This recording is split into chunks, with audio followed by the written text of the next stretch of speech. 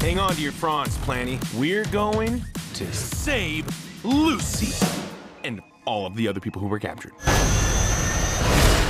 The Lego Movie 2, the second part, is self-explanatory. As custom, I go over what I think about the first movie before diving into this one. So with that sarcasm out of the way, I absolutely love the first Lego movie. Not only is it gorgeously animated and funny as hell, but upon many rewatches, it has such a level of thought and care put into its writing and presentation that I honestly consider it to be one of the best animated films ever made. This isn't just something that was better than expected. This is something that should be viewed as a modern classic, and it is an insult that it did not win the Best Animated Feature Oscar. So yeah, I feel rather strongly about this feature. It's a 10 out of 10 movie. If there's one thing you can rely on Phil Lord and Chris Miller doing, it's taking pointless, dull-sounding concepts and making them work somehow. Nice friggin' job, Lucasfilm. It was so good that it created an entire film franchise, in which each subsequent Lego movie got progressively less good. I mean, Lego Batman survived fine, but Ninjago, oof.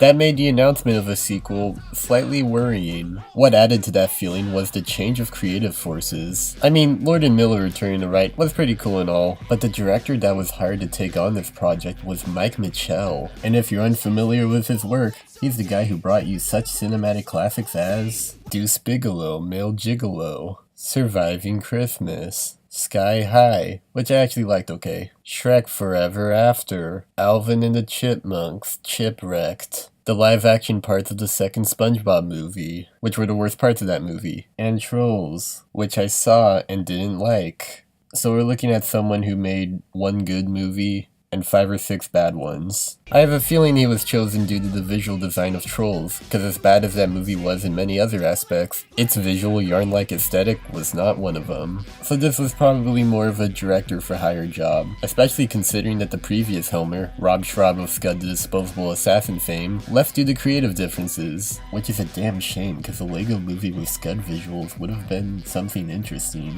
But behind-the-scenes matter is of no importance in judging the quality of the final product.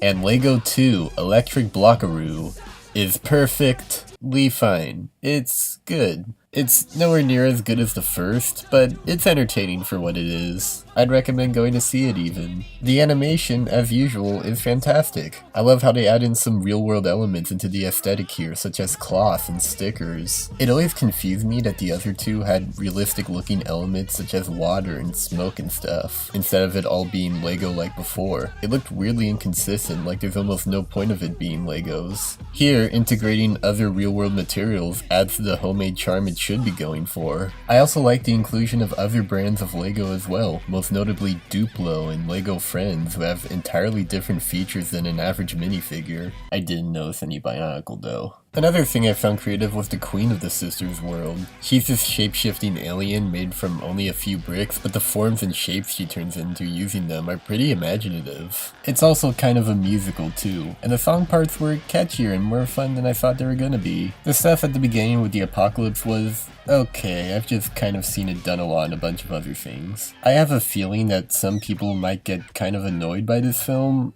I mean, a majority of the runtime takes place in a land with lots of colors and loud noises and everyone yelling, and a new earworm tune, even more unsettled and everything is awesome.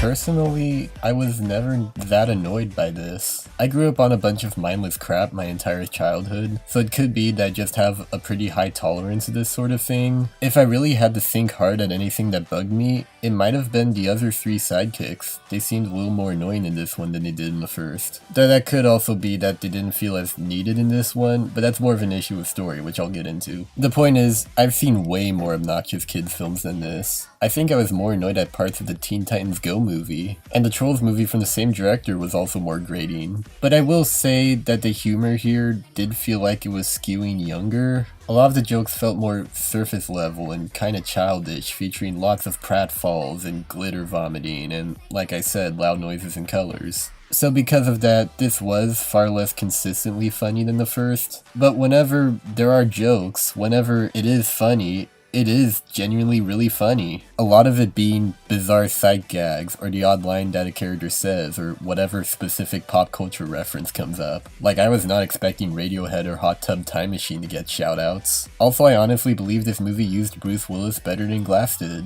So, I did enjoy myself with this for the most part, but if I had to pick out one fundamental issue that drags this movie down for me a little, it's the basic story, or more specifically, its predictability. Now, in order to talk about this, I'm going to spoil plot details from both this one and the first movie, so if you don't want to hear either, which I recommend even for this one, skip to this point in the video. You have been warned. So as we all should know, the biggest twist at the end of the first was that its entire framing device being the plaything of a child. And that was pretty shocking to a lot of people. Not only was it subtly built up, but it made complete sense in the context of everything. It pulled the rug underneath everyone brilliantly. So at the beginning of this one, there's already no surprise or secret to everything. And the film is very aware of this, as it right away establishes that the brother wants to keep his world and his Legos separated from the sisters, who's trying to commandeer both. And when she does steal Wildstyle and the others from her brother, we head down to Sistar Galaxy, where we're introduced to the Queen, and it seems like she may be evil, though she insists that it's all based on poor communication. So while watching it, I had a feeling that the Queen and her people were probably telling the truth, but Wildstyle would be paranoid of them until the third act.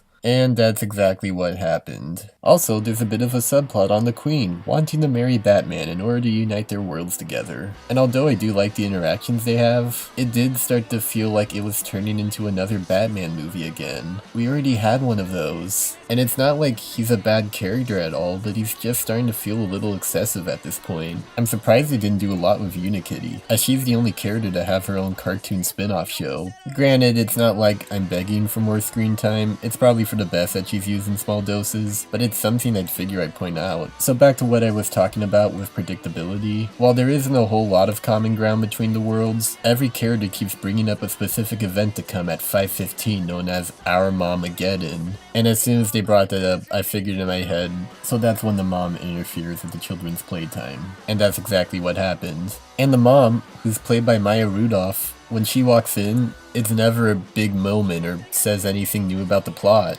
When Will Ferrell showed up in the first movie, he wasn't just a kid's dad, he was also the main villain, a huge control freak that the kid sees him as. That sends you as an audience member into a double whammy, as not only was the whole movie you saw imagined, but the main villain being the dad adds a whole new layer to both that character and that film. And here, Maya Rudolph was never an important character in the Lego world. She never played the Alien Queen. If anything, that character is more supposed to represent the sister. Her presence never had any oomph to it, you know? There's this one important plot thing I haven't brought up yet. Throughout the movie, everyone in the beginning is far more tougher and battle ready, all except for Emmett, who's still no different from when he was in the first. Once the characters get abducted, it motivates him to try and save everyone, but he still kind of lacks the initiative to do so, until he comes across this macho cool guy Lego, who's also voiced by Chris Pratt doing a parody of his other starring roles. He claims to be a good guy who wants to stop the evil queen from completing the ceremony, and judging from that, as well as the vocal and visual similarities of Emmett, I thought to myself, so he's probably not a good guy and he's some sort of alternate universe Emmett. And guess what happened?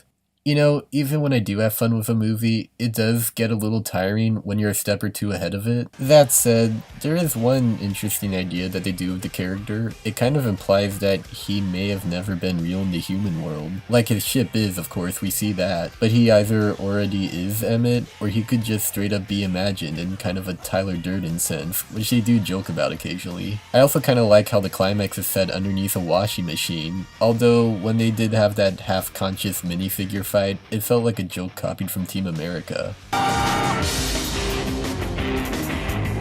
End of spoilers right now. This is probably the least enthusiastic positive review on this film. The reason why I'm being kind of hard on it is because the first movie was so tightly written and well thought out, and this one, in comparison, felt way more scattershot and not as focused or realized. As a movie itself, it's perfectly fine. I'd even say it's better than most other animated sequels, like it's better than Ralph Breaks the Internet, and maybe Incredibles 2, I'm gonna have to think a little more on that one. But as a direct follow-up to something that has meaning for people of all ages, this felt like a meaningless kids flick. And there's nothing wrong with that, there are plenty of perfectly fine meaningless kids flicks. But this could have been more than that, if you get me. You know, it's funny to think that before the original came out, expectations for most people weren't just low, they were non-existent. A toy-based animated product? A Special One story? Batman? Morgan Freeman? What? Even some of the trailers looked kinda bad. But once the absurdly good word of mouth came from critics, all of a sudden this random feature-length commercial coming out in early February became a complete cultural phenomenon. Like nobody expected it to be as big of a hit as it was. Not even the studio itself, apparently. So we flash forward to 5 years later, where the sequel comes out to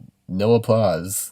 Like, it's still getting a good reception, but less so than the first, and with half the money it made as well. I remember the theater I saw this in on opening day in the afternoon had nearly no people inside, a complete 180 from the crowd I saw the first one in. So I had to wonder, what went wrong here? A few things really. Number 1, we're tired of Lego movies. I mean, Batman was fine, lots of people had fun with it, but who, aside from little kids, asked for Ninjago? I feel like a lot of the bad will coming from this franchise stems from that. Also, there's like a billion direct-to-video or television specials you can watch at home, but those existed even before the first one came out, so those are barely worth a mention. Number 2, the reviews are good, but not great. A number in the 90s is usually a good sign, but one even a little below that ain't all that enticing to people. Number 3, too long a wait. Unless you're Disney, 5 years is a pretty long-ass time to await a sequel, even for something popular. 3 years is usually the maximum waiting time. I know a rushed product is usually pretty bad, but that's Hollywood, baby. You gotta crank that shit out. Number 4, what else has this studio done? So the Warner Animation Group is still relatively new. So what other non-Lego projects did they produce? Storks. Smallfoot. You know, the Zendaya's Michi movie. Zendaya's Michi. Not a lot to build off from. Number 5, the advertisements were just kinda sucky. The novelty of Lego animation on this scale has worn off long ago, and like I said, people just don't care anymore. Number 6, the weather. It's just bad. Number 7, the government shutdown. I don't talk about politics in this channel due to reasons, but it seems like our country might be in such deep shit that not even plastic brick people can cheer us up right now. Number 8, people are more excited for Dragon 3. It's getting incredible reviews. It's being advertised as a big event. It already made a ton of money in foreign markets. And both it and Lego 2 had early one-day advance screenings here. And look at how much money it made in comparison. Yeah, I'd say Warner shot themselves in the foot here. Or more accurately, stepped on a gun minifigure piece or something. Lego movies, at least for now, are done. And it's kind of a shame really. As much as it's destined to fail, it's still a perfectly harmless, really cheery, likable movie. And the animation, humor, and some ideas are enough to make this worth a watch. It's Mike Mitchell's best film since Sky High. I'm not sure how interested I am in really seeing it again. Maybe with other people. It's at least way cheaper than playing with the actual toys, cause let me tell you, Legos are fucking expensive as hell. I feel bad for any parent whose child whines loud enough to buy these fucking plastic things. 6 out of 10. Go by the name of the king and rock. Super educated, I'm smarter than Spock. You ever tell me you will agree? Ain't no brother like the K-I-D-D. You know what I mean? Yeah. Tell you with the echo.